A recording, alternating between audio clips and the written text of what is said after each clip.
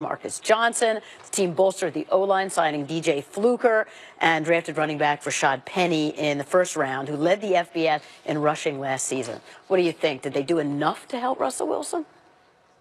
No, I don't think they did. But I think they did what they probably felt like they could do. You know, I think when you look at it here, Rashad Penny ends up being the key. If he ends up being any good, I think ultimately what they will have done is they will have found a back that they can count on. Think of the guys that they have tried out and said, you know, it seemed like each and every week last year, Pete Carroll was saying, all right, we're going to give Eddie Lacy his chance, okay? We're going to give Thomas Rawls his chance. We're going to give C.J. Prosise his chance to be the featured guy. If Penny can be that, that's a huge help. I think the loss of Jimmy Graham is significant. Ed Dickson did a nice job, you know, filling in. You got to think Greg Olsen was hurt quite a bit a year ago. Ed Dickson, you know, did a nice job there, but they're just not as good. And Paul Richardson is a guy, because of his size, was a unique player. So I look at them offensively. I don't believe they improved unless Penny is just an absolute stud. So Penny is a guy that really like in terms of the fact that he's this big tailback, the kind of guy that Pete Carroll likes. I think the one underrated aspect of this offseason, a lot of people criticizing the draft, for instance, they got a guy in Will Dissly, a tight end who is more of a blocking tight end, right? A converted defensive lineman. And that fits what Pete Carroll is now trying to do. Like, I actually think, I disagree that Jimmy Graham's absence is really going to impact this team that much, because I think Pete Carroll really is putting a lot of stock in the idea of getting back to that 2013 model of ground and pound. Now, who'd they have then? They had Marshawn Lynch. Marshawn Lynch playing really well. Like, is people Rashad can say what they want about Jimmy Graham, but towards the end of last year, he got going in the red zone in a very, so very you have to replace that pass production. But I do understand the concept of trying to be more of a run blocking team and getting tight ends in there that are more centered on trying to open lanes. And that's fair. And he was a liability in the run game for sure. Obviously, a big part of the identity of this team has been the defense. So let's switch over and take a look at the defense. The Legion of Boom, we know, had some really big changes, losing a handful of key contributors on defense. They cut Richard Sherman before the start of free agency and traded defensive end Michael Bennett to the Eagles, and defensive tackle Sheldon Richardson left, taking a one-year deal with Minnesota. So it looks like a reboot on defense, to say the least. What do you think of these changes? And I thought that was as big of an issue that they had a year ago. Everyone's saying, hey, Russell Wilson's doing too much. Sure, I agree. But the defense wasn't dominating the way they once did. You mentioned it was their identity. Yeah, they were running the ball, but it was their defense. Everyone was afraid to go up in Seattle and play with that crowd noise, with those edge rushers. Well, Bennett wasn't really the same. And so I think when you just look at kind of that side of the ball for them, they weren't nearly as dominant, disruptive. They weren't getting the turnovers, and the secondary was aging and getting injured. By the way, not to go back to this, I feel like it's the theme of the show, but it's all about you had to pay the guys too. You ultimately had to pay all these rookies who were performing. And you had a quarterback getting paid. That's right. And then all of a sudden, now you got to figure it out. And I think John Schneider is going to have to kind of reconfigure this thing, and he's one of the best. So. By the way, GM John Schneider was asked yesterday on Seattle Sports Radio 950 KJR if the Seahawks are still actively looking for a trade partner for safety Earl Thomas. He responded, nope, not actively looking for that. I wasn't actively looking to get married, and I met my wife. Like, that doesn't mean it's not going to happen. We will find out. Were they actively shopping Richard Sherman?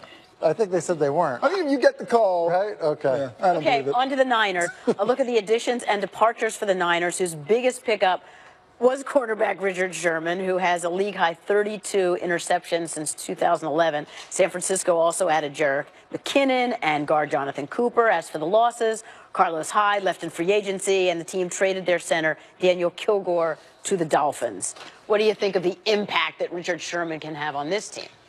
I think he can have an impact. You know, he's a smart player. He's not the player that he once was. He's coming off of a major injury, but guys have done a pretty good job coming off of Achilles tears, you know, in recent years. And so I think that that's significant. I will tell you, I actually love the Jerick McKinnon signing. I think he is a very underrated player, extremely versatile. But I think when you look at those two signings, I think they're a little bit of a signal where there's almost probably a little bit of change of thought in terms of, hey, how far away are we from actually winning our division and competing? With the way the year ended with Jimmy Garoppolo, I think it changed the mindset a little bit. I think it made them open to signing somebody like Richard Sherman and bringing in someone like Jerick McKinnon to think, we might be able to win the division next year. I completely agree. And if you do look at the other free agent signings of the 49ers, a lot of focus on the trenches. I mean, not too much in that regard, but Richard Sherman should not be overlooked from the standpoint they want identity in that defensive locker room. They want to match what they're doing on the offense with Jimmy Garoppolo. I completely agree that this is a very clear sign the 49ers think they're closer than maybe they did a year ago. Think of how big that coin flip was at the Combine. Awesome. San Francisco That's right. and Oakland, because everybody wanted Mike McGlinchey, the big tackle out of Notre Dame, and San Francisco got him. Yeah. That turned out to be huge. It's very interesting. All right, on to the winner of the offseason award for moves. GM Les Snead and his staff with the Rams. The LA Rams offense shined in 2017. All eyes are on the defense heading into 2018. Things certainly look a lot different for this Wade Phillips defense. We look at the star power that they acquired. They signed Ndamukong Suh, creating a dynamic pass rush tandem with Aaron Donald.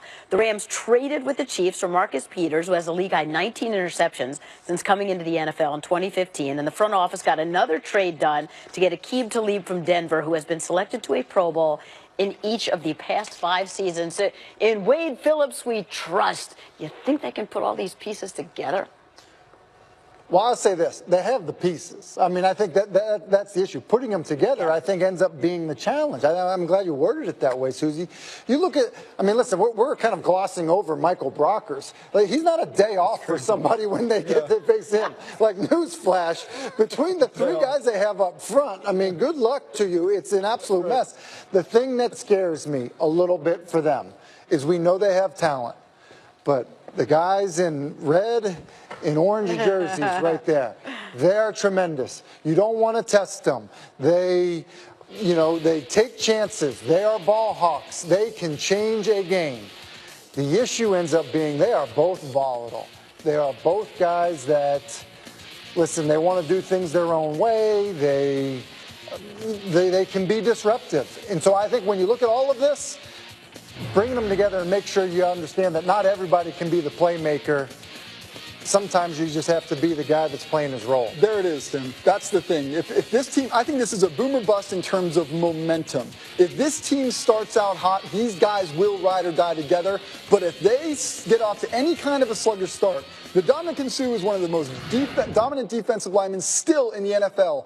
But there were times when the momentum started to go the other way for the Dolphins, when he kind of felt like Suh checked out. But I think if this team can get off to a hot start, Suh is going to feel motivated. You're going to get the best out of Marcus Peters, and this team will come together. But if they get off to a slow start, kind of reminds me of the Carolina Panthers a little bit. They're a momentum team. They can ride that wave, or they can crash. So who's the leader? Who's the leader of that group? That's a great question. When things are bad, who's the guy that brings them in? Aqib Talib. Aaron Donald. Aqib Talib. So? Aqib Talib gets a bad rap sometimes. He's a Wade Phillips soldier. He is one of the guys who could pull them together. And Phillips has said he's not worried about the outsized personalities. He wants them to be themselves. For now. And McVay, he insists that Phillips has more swag than any of them. That might be true. That's fair. All right, on to Arizona. You know, there's been lots of changes there as well. The retirement of Carson Palmer. They have a new quarterback under centers. The team signed Sam Bradford, drafted UCLA's Josh Rosen. They retooled the O-line, adding Justin Pugh, Andre Smith. They had to cut their versatile safety, Tyrann Mathieu, for cap reasons. So what do you think? Where do they stand? Look, I don't know. I don't know that they're better. I mean, listen, not that Carson was playing at his highest level, but, you know, Tyrann Mathieu obviously was a really versatile player, created a lot of, good plays for them defensively, dealt with some injuries in his time there. But I look at this and I think the Josh Rosen drafting makes a ton of sense for me. I think he would have been ready to play. I think some of the veterans on the team, like Larry Fitzgerald, would have been okay with it because of how ready he is. But I also think you're paying Sam Bradford essentially $20 million this year. It's almost like you have to think they want to do over there. Not that they knew they were going to be able to draft Josh Rosen, but now that they have him, now you have $20 million invested in Sam Bradford.